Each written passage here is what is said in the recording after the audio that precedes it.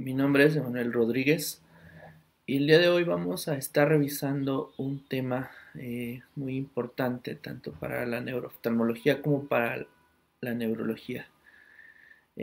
Vamos a tratar de hacer una breve revisión acerca de las neuritis ópticas de origen desmielinizante y sobre todo también enfocarnos un poco, aunque el tema es algo amplio, a estas neuritis que también se originan en el campo de las enfermedades autoinmunes inflamatorias sistémicas. Primero que nada, tenemos que hacer una breve revisión acerca de la neuroinmunología del nervio óptico. Como todos sabemos, el nervio óptico está conformado por la convergencia de los axones de las células ganglionares en el disco óptico o papila. Estas se van a organizar en fascículos como sabemos, pues el nervio óptico es de los únicos nervios craneales que pueden ser observados por la clínica al momento de hacer la exploración oftalmológica, ya sea con la lámpara de hendidura o simplemente con el utilizar un oftalmoscopio, podemos darnos cuenta de esta porción del encéfalo. Eh, el nervio óptico está rodeado en su periferia de dura madre y así como de una porción de líquido cefalorraquídeo que lo envuelve. Como el resto del encéfalo, tiene una cosa que lo protege y lo aísla del sistema inmunológico periférico, que es la barrera hematoencefálica. Como podemos ver en el dibujo, ustedes ven una sección del nervio, se ven los fascículos en forma transversal de cómo se organiza el material del tejido nervioso en esta estructura del encéfalo. Si hacemos un corte o una ilustración un poquito más entendible, podemos ver en color verde toda la sección del nervio como tal y que está rodeada por una especie de bolsa periférica de líquido cerebroespinal. Esta va a drenar hacia los ganglios linfáticos de la porción eh, orbital y de ahí se va a comunicar con los ganglios linfáticos de la porción cervical profunda. Esto es muy importante en neuroinmunología y después vamos a ver el por qué.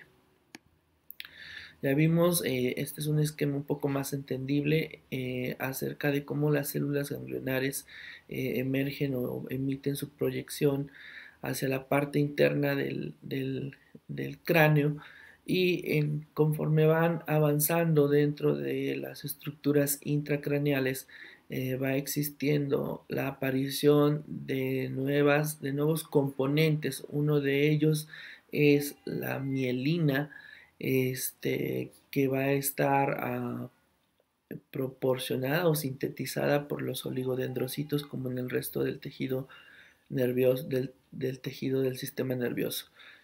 Así también va a estar rodeada de astrocitos y células de la microglia.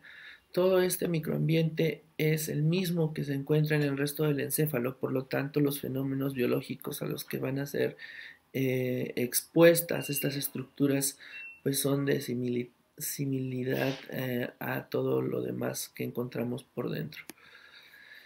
Esta es una ilustración muy interesante y además es hasta cierto punto de vista muy científico-artística.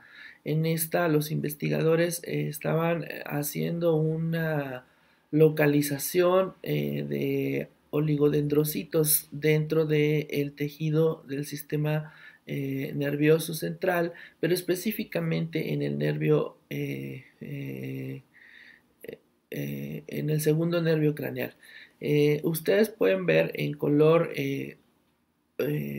magenta o en color fuchsia, si ustedes lo quieren ver así, todas las vainas de mielina que se encuentran pues prácticamente en todo el tejido nervioso, a excepción de en esa zona de transición entre la emergencia del nervio óptico y el inicio del nervio óptico como tal. El quiasma está completamente mielinizado. Y en estas pequeñas porciones de color verde fosforescente e incluso rojo se encuentran los oligodendrocitos en diferentes fases de apoptosis. Este es un modelo de lesión isquémica en el nervio óptico. Sin embargo, nos sirve para darnos una idea de qué cantidad de oligodendrocitos se encuentran dentro de las estructuras del sistema nervioso en estas porciones como el nervio óptico. Hablo acerca de un concepto un tanto viejito sobre una cosa que los neuroinmunólogos llamamos privilegio inmune. El privilegio inmunológico no es otra cosa que el aislamiento del tejido a la influencia del sistema inmunológico periférico. Los inmunólogos básicos se dieron cuenta de que ciertas estructuras en nuestro cuerpo no respondían de la misma forma ante las infecciones y ante el edema. Y se creía que estas estructuras poseían una cosa que llamaron privilegio inmunitario. Hasta el 2015 se aceptaba que el sistema nervioso central en todas sus estructuras tenía esta capacidad. Sin embargo, debemos recordar que el encéfalo tiene vasos linfáticos que van rodeando a las porciones laterales de los senos venosos y que van a comunicar de forma tardía, eso sí, el drenaje de sustancias solubles del tejido del líquido extracelular hacia estas porciones y van a hacer efectivas las presentaciones antigénicas en la periferia. Entonces esa doctrina del privilegio inmunológico queda prácticamente abolida porque se dan estos descubrimientos y pues se descubre que el sistema nervioso central no está aislado ni es pasivo en cuanto a las respuestas inmunológicas, que las células inmunológicas periféricas pueden atravesar la barrera hematoencefálica incluso si la barrera hematoencefálica no se encuentra lesionada, es decir, no hay un estado proinflamatorio que permita la permeabilidad. Los linfocitos T, eso sí, son los únicos cuya única condición va a ser que se encuentran en una fase de actividad. Y otros descubrimientos importantes han sido que las neuronas, la glía, las microglias, incluso los astrocitos y los oligodendrocitos pueden funcionar como células presentadoras antigénicas no profesionales. Por tanto, no es de rareza que incluso se pueda montar una respuesta inmunológica que inicie dentro del tejido del sistema nervioso central y de ahí expandirse a la periferia. En el resto de la plática vamos a estar hablando acerca de ciertas cualidades del sistema inmunológico. Aquí este es un esquema de El Abbas, un libro de inmunología muy bueno. En ella nos hace una diferenciación acerca de lo que es la inmunidad innata y la inmunidad específica. Nuestro sistema inmunológico funciona a través de estos dos sistemas, la inmunidad innata, que es aquella de respuesta o de reactividad, que se inicia desde la presentación de un epítopo, que puede ser un virus, una bacteria, hasta la generación del procesamiento antigénico.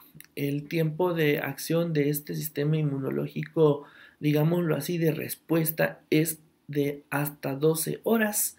Y después de que pasan esas 12 horas, estas células que llamamos presentadoras antigénicas realizan un procesamiento de las partes más importantes que nos van a dar un segundo evento o un segundo fenómeno biológico, que es la inmunidad adaptativa.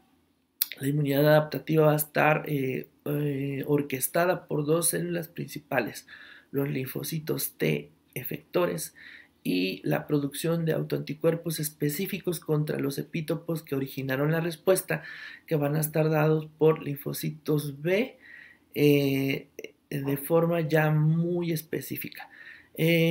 Si en el caso, por ejemplo, de estas enfermedades desmielinizantes o estas enfermedades sistémicas inflamatorias, llegase a ocurrir una presentación de un autoantígeno obvio que tiene que existir una serie de mecanismos de desregulación porque nuestro sistema inmunológico tolera nuestro propio cuerpo. Sin embargo, estas, eh, estos fenómenos de autorreactividad o como ya en la fase de enfermedad conocemos como autoinmunidad, son factibles en el caso de que los mecanismos de tolerancia inmunológica fallen. En el caso de las enfermedades que afectan al nervio óptico, son enfermedades cuya presentación antigénica generalmente es periférica. Como ustedes pueden ver dentro de este rectángulo punteado, pues cuando existe generalmente algún proceso de destrucción dentro del cerebro, ya sea una infección por algún virus o algún fenómeno isquémico, si este individuo, digámoslo así, este organismo biológico tiene susceptibilidad a la autoinmunidad, no es raro que una vez que el sistema inmunológico haya hecho su trabajo, llegue a presentar algún tipo de estos autoantígenos dentro del sistema ganglionar linfático cervical y se desencadene una serie de procesos autorreactivos mediados por células T. Esto es el principal mecanismo con el cual la esclerosis múltiple hace sus daños, pero también se puede originar de forma periférica la presentación y tener una afección dentro del sistema nervioso central, como en el caso de los pacientes que tienen neuromielitis óptica. Entonces, las presentaciones antigénicas pues van a ser mediadas en la periferia, pero tienen un segundo checkpoint de entrada. Y esta es la barrera hematoencefálica. Si nosotros hacemos un recordatorio, pues la barrera hematoencefálica está constituida por, en este esquema, en la parte central, por una protección muy interna que va a tener contacto con la sangre y los autoanticuerpos y las células efectoras y las células autorreactivas o no autorreactivas, que es el endotelio vascular. De ahí viene una membrana basal y el sistema nervioso rodea a esta basal con una línea más celular que son los pericitos, y los astrocitos emiten sus prolongaciones, digámoslo así, para envolver todavía más la estructura, y las neuronas también llegan a emitir ciertas porciones para que se regule el tránsito a través de esta estructura. La barrera hematoencefálica es de vital importancia puesto que es altamente selectiva y si existe un autoanticuerpo tarda mucho en ingresar dentro del sistema nervioso central, pero una vez dentro puede hacer todos los estragos que él quiera. Otra cosa importante que debemos recordar es que generalmente las vénulas, que son sitios donde los flujos sanguíneos disminuyen y las proporciones de contacto de las superficies celulares son mucho mayores, como aquí podemos ver en el esquema, son sitios propicios en donde se puede llevar a cabo un fenómeno muy importante del inicio de la inflamación aguda y crónica, que es el rolling. El rolling es la migración de esos linfocitos activados, ya sean autorreactivos o no autorreactivos, dentro del tejido encefálico, y ustedes pueden ver aquí en el esquema pues cómo las células inmunológicas presentan en su porción externa diferentes receptores que los van a unir a los endotelios y que van a generar esa fusión y adhesión y frenado de la velocidad de aceleración con la que llevan, y después la migración a través de esos espacios que quedan entre las uniones endoteliares y el ingreso a las estructuras del sistema nervioso central. Es muy importante distinguir tres enfermedades en nuestro país principalmente, y creo que son los tres diagnósticos diferenciales más importantes en el caso de las neuritis ópticas inflamatorias desmielinizantes. En este esquema podemos ver pues prácticamente la neuroinmunología de las tres de forma resumida. Durante mucho tiempo, o tal vez el concepto que teníamos acerca de la neuritis óptica es que era una enfermedad que por ende o como signo patognomónico pues ya podíamos diagnosticar casi la esclerosis múltiple, y no es así. Las neuritis inflamatorias, sí, una de sus principales etiologías es la esclerosis múltiple, pero en los últimos años, con el avance de los descubrimientos en neuroinmunología, tenemos que descartar otras dos enfermedades. Una cosa que entra dentro del espectro de las neuromielitis ópticas, que es el síndrome anti-MOG, y la neuromielitis óptica acuaporina 4 positiva como tal, y también pues por descarte la esclerosis múltiple. Como ustedes pueden ver en el esquema, el síndrome anti-MOG pues es una respuesta inmunológica mediada por autoanticuerpos. Los autoanticuerpos se encuentran localizados en el cuerpo y en las prolongaciones de los oligodendrocitos. Una vez que ingresan a través de la barrera hematoencefálica, cruzan y entran a estructuras del parénquima cerebral y se genera una respuesta inmunológica mediada principalmente por complemento, con la formación del complejo de ataque a membrana y la muerte del oligodendrocito. Obvio que cuando existe una muerte de los oligodendrocitos, por ende va a haber una desmielinización secundaria. Y en el caso de la neuromielitis óptica, esto ya es un concepto un poquito más conocido, pues existe también la generación de autoanticuerpos, pero contra unas estructuras que se llaman acuaporina 4, que se pueden encontrar en esas prolongaciones que van a dar protección a la barrera hematoencefálica, pero no de los oligodendrocitos, sino de los astrocitos. Y estos son estructuras o células que tienen mucho que ver con el metabolismo y la regulación del medio interno. Cuando se destruyen estas células, generan una disregulación en la concentración de sodio, en la nutrición de los oligodendrocitos y por ende una desmielinización también secundaria. Aparte que la acuaporina 4 es una estructura que también va a fijar complemento, pero no solo eso, van a existir también la participación de células granulocíticas y esto le da gravedad al problema, puesto que las células granulocíticas generan una destrucción de tipo necrótica e incluso hemorrágica. Es por eso que la neuromielitis óptica pues es un poco más agresiva, o digámoslo bien, más agresiva que la esclerosis múltiple y prácticamente no tenemos una respuesta muy favorable al tratamiento con inmunoterapia.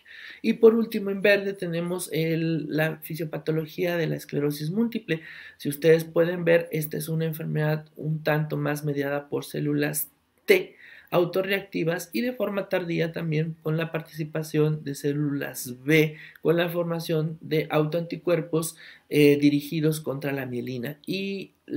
Pero los principales efectores de todo el proceso inmunológico pues van a ser los linfocitos T autorreactivos. Prácticamente al ser la inmunidad celular pues es un poco más fácil de abordar en cuanto al tratamiento. ¿Qué implica esto dentro de la clínica? ¿O cómo puede decir, pero para qué me sirve tanta conocimiento de la neuroinmunología? Simple, cuando nosotros ya mandamos a hacer una resonancia, en el caso de las neuritis, pues vemos que existe actividad de la enfermedad, es decir, que la enfermedad está en un momento activo, cuando encontramos realces con el gadolinio, y esto se debe a la ruptura de la barrera hematoencefálica, y que la desmielinización se puede observar a nivel radiológico, a nivel del FLAIR, que es una de las potenciaciones de la resonancia, y del T2 como lesiones hiperintensas. Sabemos que en el caso de la esclerosis múltiple pues van a ser lesiones que cumplen ciertas características de ser ovoideas, mayores a 3 milímetros, perpendiculares al eje anteroposterior del encéfalo, y en el caso de la neuromielitis óptica son lesiones un poco más abigarradas.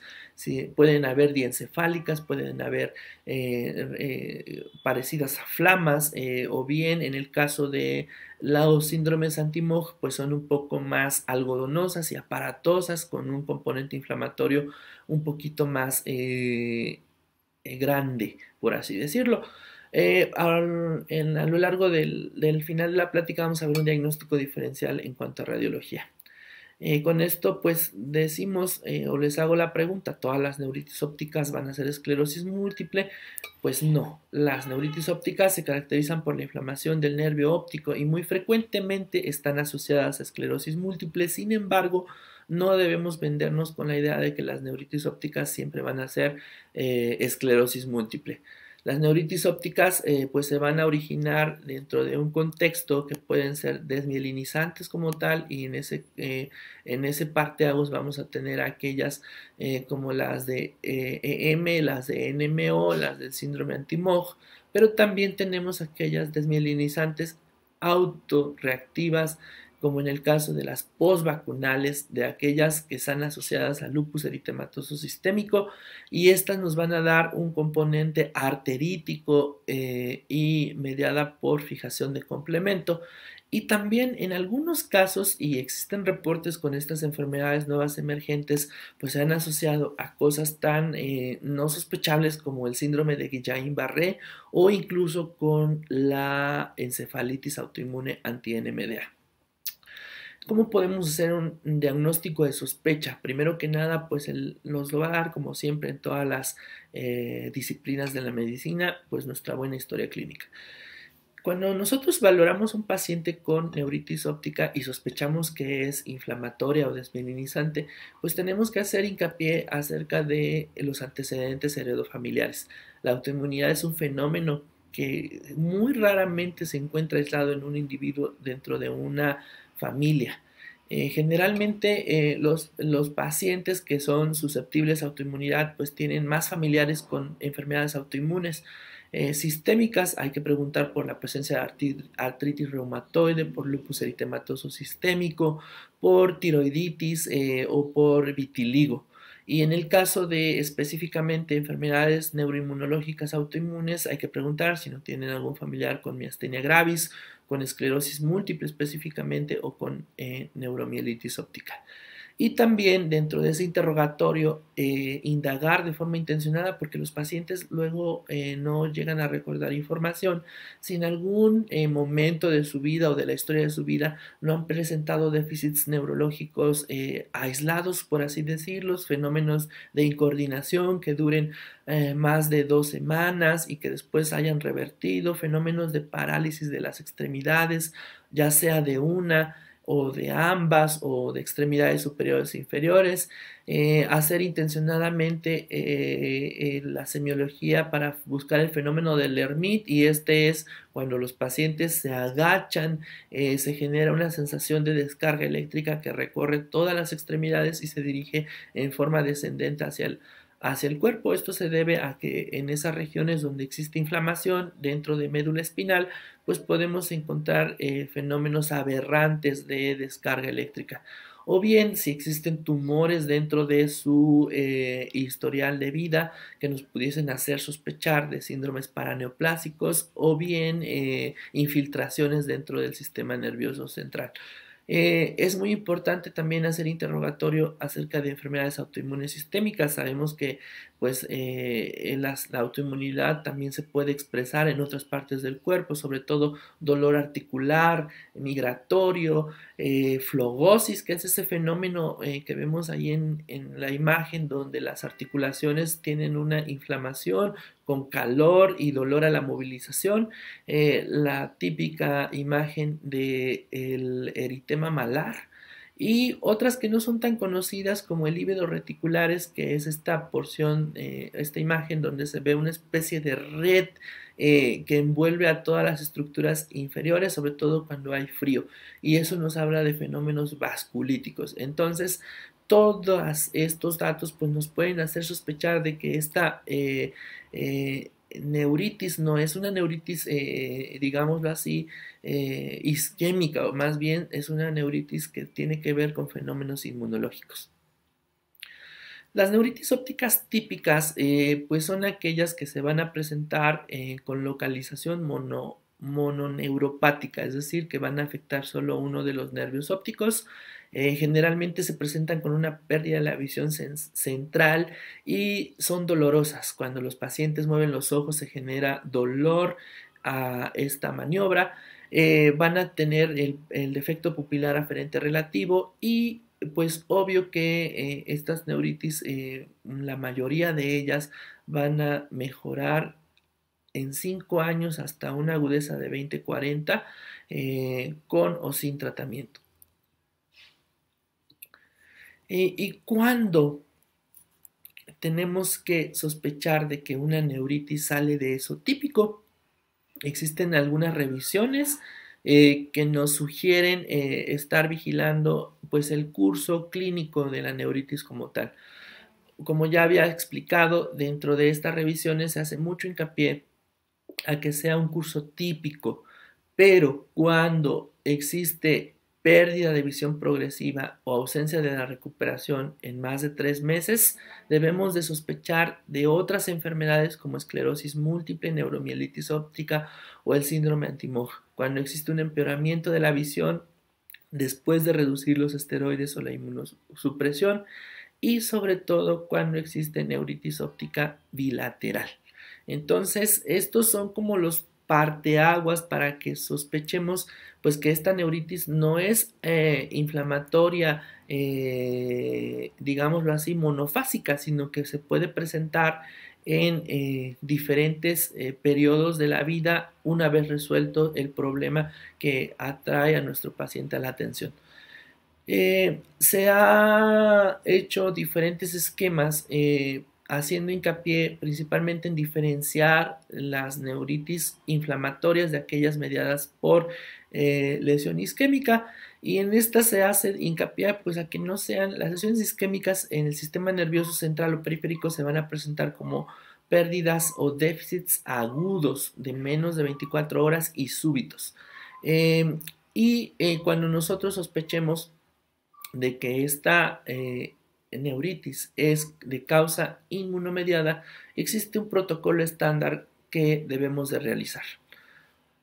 Dado que nuestros diagnósticos diferenciales son o van encaminados a 2 enfermedades principalmente, debemos solicitar una resonancia de cráneo con extensión a médula cervical a fin de localizar lesiones en médula espinal en el primer segmento y lesiones desmielinizantes de las que encontremos prácticamente en el cráneo, y debemos de pedirla contrastada con gadolinio porque esto nos va a dar una idea acerca de la actividad que tenga la enfermedad en ese momento.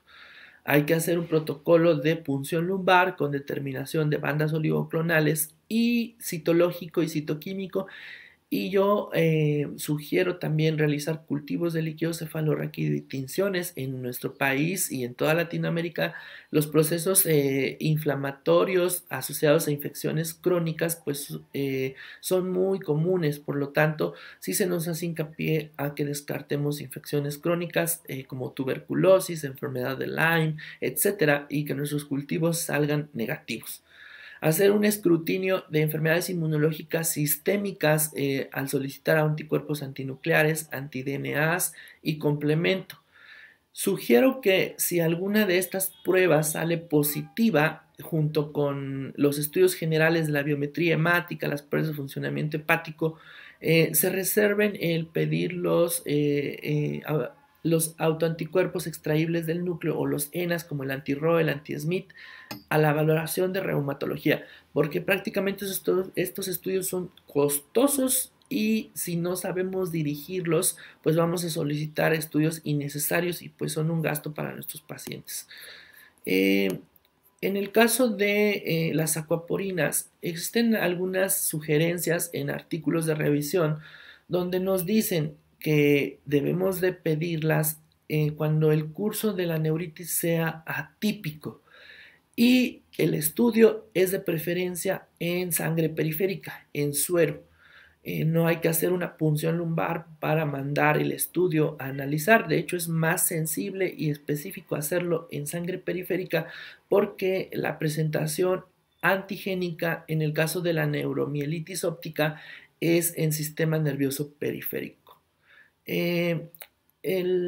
Existe un listado de en quién más pedir, en aquellos donde la agudeza visual sea de no percepción de la luz, en aquellos que la agudeza visual recuperada sea en 2050 con la lectura de los optotipos o peor, en aquella donde existe una pérdida de visión bilateral, donde las neuritis ópticas, una vez que se resolvió el cuadro, sean recurrentes, donde los síntomas sean muy sugestivos de mielopatía, sobre todo calambres, pérdidas de fuerza en las extremidades superiores, alguna pérdida o descontrol de esfínteres, sin integrar un síndrome medular como tal, en donde el paciente tenga enfermedades autoinmunes sistémicas como lupus, como artritis reumatoide, de forma concomitante, porque es muy común la sobreposición de la NMO con otras enfermedades autoinmunes, y sobre todo aquellos en donde tengamos negatividad para el diagnóstico de esclerosis múltiple en la resonancia magnética. La neuritis óptica inflamatoria puede tener diferentes diagnósticos diferenciales. Este es un cuadro que nos habla de los, pues digámoslo así, de las 5 principales opciones de diagnóstico que tenemos. Dejamos las enfermedades un poquito más aparatosas y también tenemos que pensar en estas neuritis de repetición que tienen prácticamente un grado de discapacidad también importante, que son el crión, y que estas tenemos que seguirlas en el tiempo porque al final de cuentas no van a ser más que la manifestación de esta variante de enfermedades autoinmunes del sistema nervioso, ya sea que migren hacia una EM como tal o bien se queden dentro del espectro de la neuromielitis óptica. Cuando solicitamos la resonancia craneocervical debemos hacer hincapié en analizar bien estas imágenes. Aquí les presento un cuadro con los 3 principales localizaciones de las lesiones y sus características. En el caso de la aquaporina 4 positiva, pues van a tener predilección sobre todo por las porciones posteriores ya casi quiasmáticas del nervio óptico y por el quiasma como tal.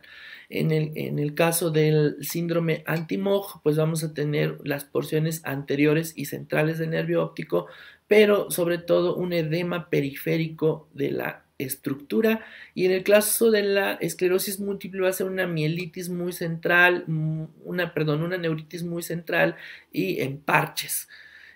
Al analizar la médula cervical, pues vamos a encontrar en el caso de la neuromielitis óptica una mielitis central o discretamente periférica, pero con predominio de localización a las regiones cervicales, y tiene otra característica que puede ser longitudinalmente extensa. Ahorita vamos a ver eso. Y en el caso del síndrome anti-MOG se va a tener una predilección pues sobre todo hacia las porciones de la caudequina y el cono. Por lo tanto, cuando analicemos la estructura cervical, pues no vamos a encontrar ninguna lesión. Y en el caso de la esclerosis múltiple vamos a tener lesiones parchadas. Y en el resto del encéfalo, en el caso de neuromielitis óptica, pues va a ser el típico realce a nivel de la sustancia periacueductal, de la sustancia subependimaria. Y en el caso del síndrome anti-MOG, pues va a tener predilección sobre todo por estas zonas del puente cerebral. Son lesiones un poquito más algodonosas, como si sugirieran una EMDA, y la esclerosis múltiple pues son lesiones ovaladas, mayores de 3 milímetros y perpendiculares al eje anteroposterior de la cabeza, porque tienen que ver con la relación que guardan las lesiones con las vénulas. Y van a ser múltiples, como su nombre lo dice, pues van a estar localizadas en el encéfalo, a ver yuxtacorticales, periventriculares, a nivel del puente, a nivel de los pedúnculos cerebelosos, y si es la médula cervical, pues van a ser parchadas como tal. Existe un concepto que nos va a hacer como que sospechar un poco más en nuestros pacientes si estos tienen neuromielitis óptica, que es la mielitis longitudinalmente extensa, y llamamos una mielitis longitudinalmente extensa aquella a la que abarca más de 3 segmentos medulares. Como ustedes pueden ver en esta imagen, hago el corte de los segmentos medulares, se hace el conteo y generalmente estas están asociadas a neuromielitis óptica, aunque no todas las MLE están asociadas a neuromielitis óptica. También pueden verse dentro del contexto del lupus eritematoso sistémico e incluso el síndrome de Sjögren pueden tener este tipo de alteraciones. Y este es un caso, una imagen más ilustrativa de la diferencial entre las mielitis por esclerosis múltiple que podemos ver en la porción superior. Son lesiones de segmento corto que no se comunican entre sí y que son periféricas o parchadas. Aquí en el corte segundo podemos ver una lesión muy periférica de la médula y que se encuentra con un pequeño parche, a diferencia de la mielitis por neuromielitis óptica, que va a ser longitudinalmente extensa, es decir, es una mielitis que va a abarcar más de 3 segmentos medulares y que va a ser localizada en la porción central. Con esos datos nosotros podemos dar, dentro del contexto de una neuritis con sospecha inflamatoria, pues el diagnóstico de que sea una neuromielitis o una esclerosis múltiple como tal. Existe un algoritmo que es un poquito más aplicable en los niños durante quienes presentan un fenómeno de desmielinización. Si nosotros encontramos dentro de la resonancia lesiones que sugieran desmielinización, pues podemos dividirlas, por así decirlo, y también sería aplicable en los adultos en cuanto a cómo podemos guiar nuestros diagnósticos.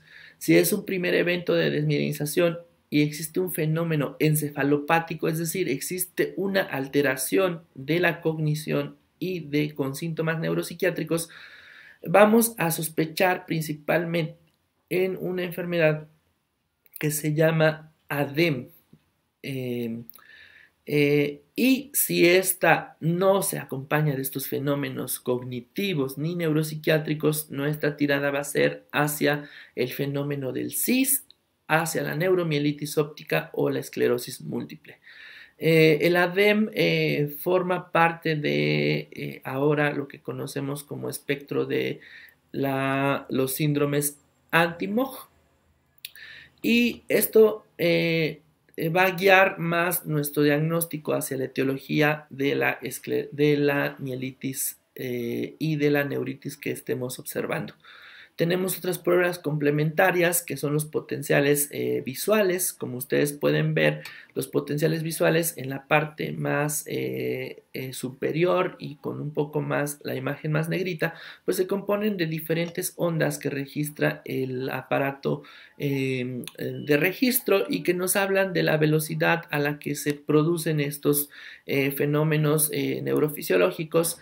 Y en el caso de que tengamos una neuritis óptica unilateral, como podemos ver en la segunda imagen, pues vamos a ver un retardo en la producción de la onda P100 y una discreta disminución de la amplitud de esta misma. Esto nos puede estar dando datos de que se trate de una enfermedad inflamatoria o de una enfermedad de tipo desmielinizante, aunque los estudios de neurofisiología no nos pueden dar más que datos muy sugestivos de las etiologías.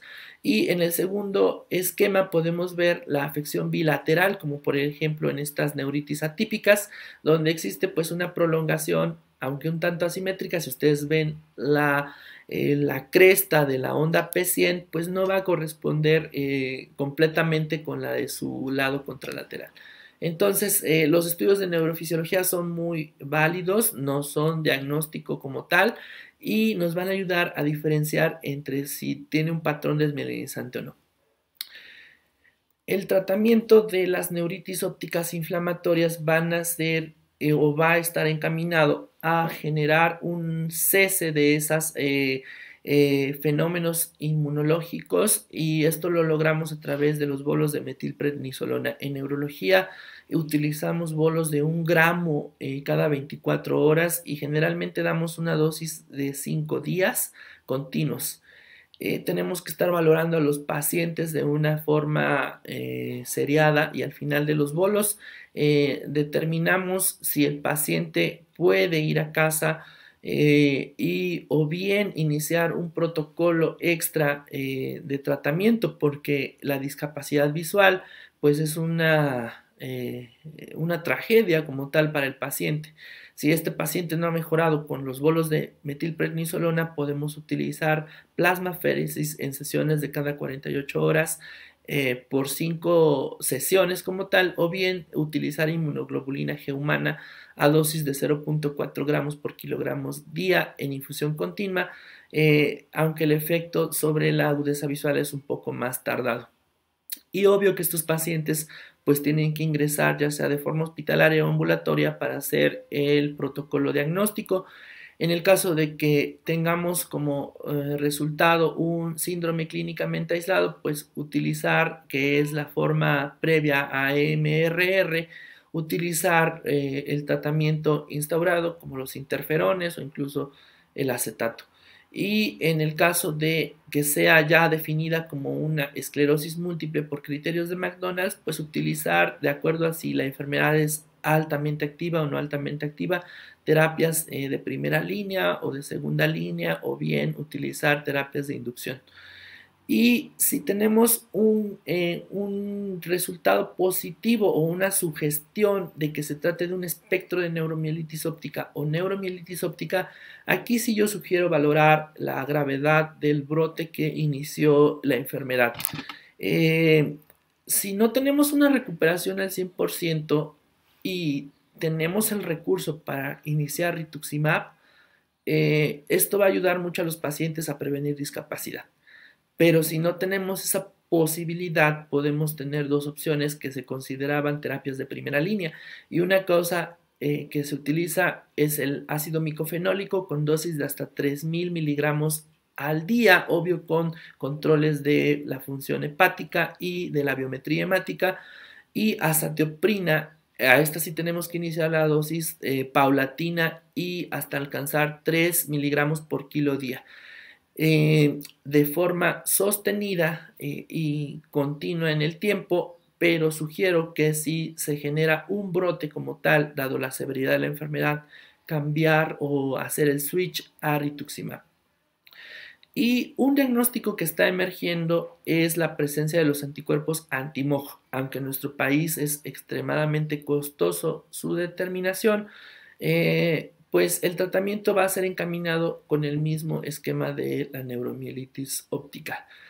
Y por la importancia que tiene este padecimiento para las dos especialidades, es muy importante hacer el abordaje correcto y el diagnóstico, dado que si damos un diagnóstico erróneo, el tratamiento también va a hacerlo, y en lugar de ayudar a nuestro paciente podemos generar una mayor discapacidad. Es todo lo que tengo por compartir. Espero que haya sido de utilidad para ustedes. En caso de tener alguna duda, favor de hacérmela saber, y estamos en contacto. Les dejo mi correo electrónico. Gracias.